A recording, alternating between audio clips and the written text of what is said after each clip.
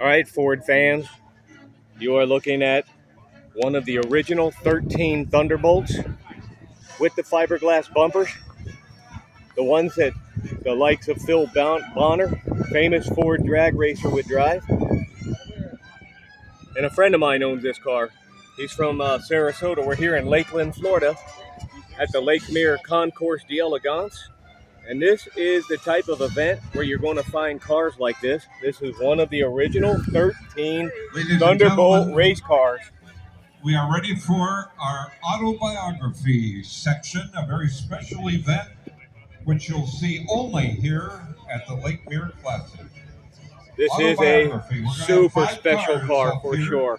And a couple of experts and myself will talk about the cars that we have hand selected. There's that and the first fiberglass one front is in bumper. place.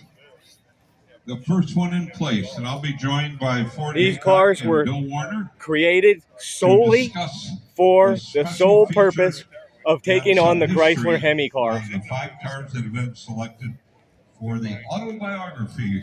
And typical of the Chrysler racing cars, this has the van seats in it.